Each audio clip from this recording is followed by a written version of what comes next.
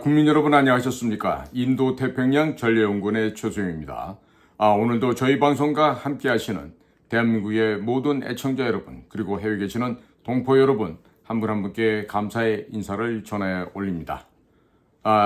본론에 들어가기 앞서서 제가 커뮤니티에 올려놓은 측백나무 오일의 효과 효능에 대한 설명서를 읽어보시고 거기에 해당하는 질환이 있으시거나 주변에 거기에 해당하는 분이 있으시면은 한번 구매해서 활용해 보십시오.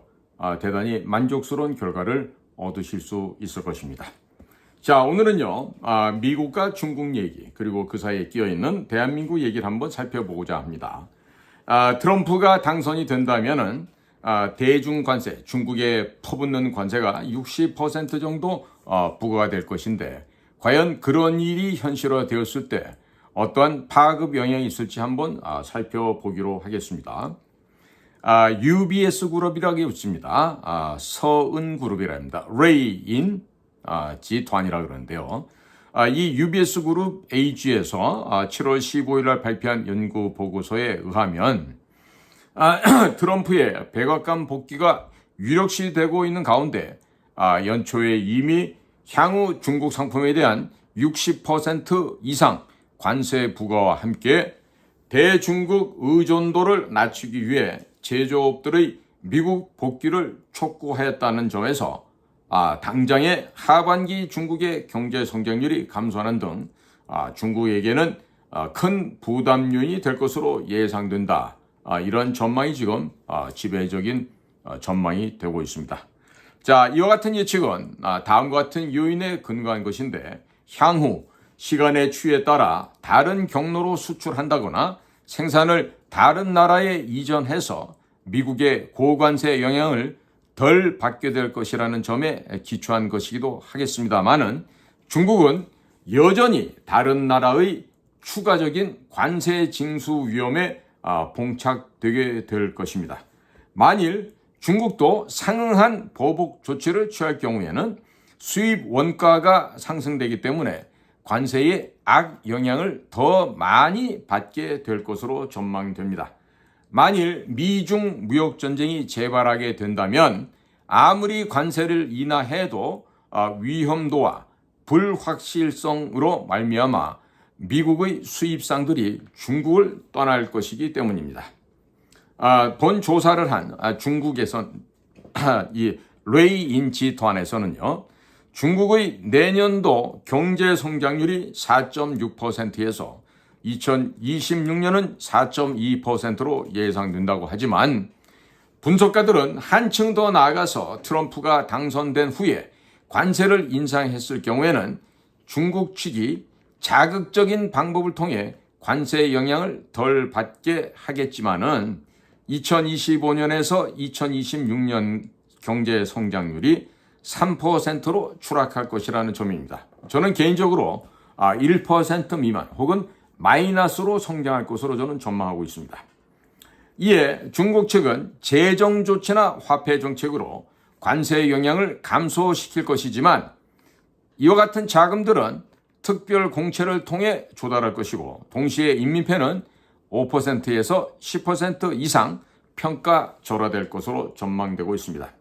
내수 부진, 취업 난망, 부동산 침체 등으로 말미암아서 중국 경제는 어쩔 수 없이 제조업과 수출에 대한 의존도를 높일 수밖에 없게 될 것입니다. 사실 6월 중 중국의 수출은 15개월 이래 가장 빠르게 상승을 하였습니다.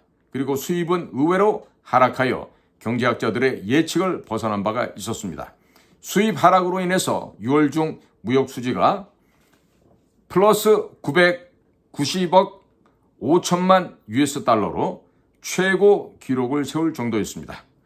그리고 그 가운데 대미 비중은 317억 8천만 US달러, 유럽 EU에 대해서는 230억 US달러, 또 아세안이 170억 US달러로 나타났습니다. 이것은 미국이 여러 번 강조하였듯이 무역 순차는 한편으로는 중국에게 유리하다는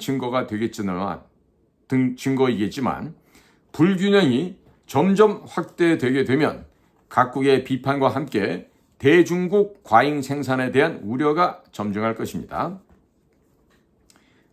오신은행, 보통 뉴질랜드나 호주에 가면 ANG라고 하는 은행이 있어요. 아오신인항의 고급 중국 전문가 싱짜오펑은 무역 보호주의의 대두로 하반기 중국의 수출 구동형 경제 성장에 불리할 것이라고 지적을 하고 있습니다. 또한 유럽 공동체 EU는 전동 자동차 관세를 37.6%로 올리기로 확정했고 캐나다는 유사한 조치를 강구 중이라 합니다. 그리고 인도네시아도 역시 중국 방제품에 대해 200%의 수입 관세를 징수할 계획입니다. 한편 EU는 반도체 제품의 EU 시장 범람을 억제하기 위해 대응 조치를 현재 치밀하게 강구 중이라고 합니다. 한 발짝 더 나아가서 미국과 멕시코는 중국이 멕시코를 경유한 대미 알루미늄 제품 수출을 저지하기 위한 조치를 현재 시행 중에 있습니다. 그리고 기타 저렴한 금속 제품의 미국 시장 진입을 저지할 것으로 전망이 되고 있습니다. 자, 지금 오늘 제가 말씀드린 것과 같이 트럼프가 당선되고 나면 더욱더 대중 무역 압박은 거세질 것이고 그야말로 목을 졸라서 질식사 시켜버릴 지경까지 된다, 이렇게 전망하고 있습니다. 사실 이러저러한 경제 통계 숫자는 이미 중국에서 거짓말로 점철되어 온 지가 이미 오래되었고 올바른 중국에서의 정확한 통계는 있다 없다, 없다가 정답이 되겠습니다. 자, 그런 가운데 중국은 점차적으로 계속해서 지금 망가질 뿐만 아니라 망해가고 그리고 더욱더 미래에 대한 희망을 가질 수 없는 그런 절망적인 시간이 되고 있다는 점, 이 점에 대해서 우리 대한민국 국민들께서도 아셔야 될 텐데 과연 그러한 시간이 중국에게만 오는 것인가? 그만하면 안 됩니다. 지금 우리나라 꼬라지를 잘 보십시오.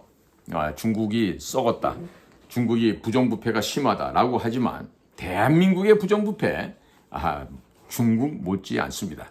대한민국 공직자들 중국에 있는 관원들만큼이나 썩어 있습니다. 아니라고요? 아마 겪어보신 분들은 아실 거예요. 특히나 이런 아직도 절세를 한다 그러면서 세무사들과 또 변호사들이 연합해서 있는 분들의 돈을 갖다 아껴주는 그런 거 많이 보고 있죠. 그거를 지금도 모른다 그러면 그건 할 수 없는 거죠. 구해줄 약이 없어지게 됩니다. 자, 국민 여러분, 이처럼 망해가고 있는 중국, 무슨 대비를 어떻게 해야 될까요? 역사를 보시면 됩니다.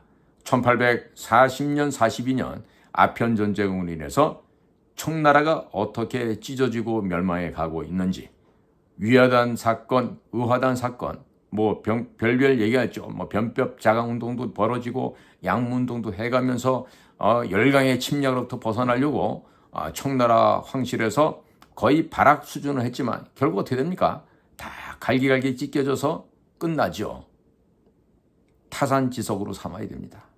당시 갑신정변 갑오경쟁이 다 실패로 돌아가고 미련하고 답답한 이씨 집안의 그 조선 왕실은 고종이라고 하는 그 한심한 인간을 임금으로 두고서 얼마나 나라가 썩어 문드러져 가고 청일전쟁과 러일전쟁이 틈바구니에서 나라를 국권을 상실해가는 모습을 우리는 보지 않았습니까? 지금 과거의 역사에서 우리의 추잡한 면, 우리의 무기력했던 면, 우리의 잘못된 면, 이것을 반성하고 오늘날의 그것을 되고치지 못한다라면 역시나 우리 민족에게는 앞날이 없습니다. 어쩌다 지난 한 70여 년 전쟁의 폐허의 잿더미에서 일어나서 지금 세계적으로 잘 사는 나라 수준이 됐지만 지금처럼 도덕이, 인륜이, 그리고 바른 생활을 하지 못하는 이런 개쓰레기 잡것만도 못한 이런 종족들이 나날이 증가하고 있는 이 나라의 현실 속에서는 미래를 기대하기 어렵습니다. 젊은이들에게 욕하지 마십시오. 썩어빠진 기성세대 너네들이 문제야. 응? 부정하고 거짓말하고 불법으로 재산 긁어 모으고 나쁜 짓 하면서 젊은이들에게 똑바로 살라고 할 수 있겠습니까? 안 되겠죠. 그러나 우리나라는 그래도 희망을 우리 젊은 청소년들에 갖고 그들을 바로 가리키고 그들에게 올바른 역사와 사상과 이념을 지도함으로써 이 나라의 동량으로서 키워나가야 하는 게 우리 세대의 책임이 아닐까 이런 생각을 해보면서 있는 사람들 그 갖고 있는 것들 다 내어서 정말로 없이 힘들게 살아가는 사람들을 위해서 특히나 젊은이들의 교육하는 쪽에 훈련시키는 쪽에 그 재정을 돌릴 수 있다면 얼마나 좋을까 이런 꿈 같은 기대를 한번 해보게 됩니다. 자, 오늘도 저희 방송과 함께 해주신 모든 분들께 감사를 드립니다. 저는 최수영입니다.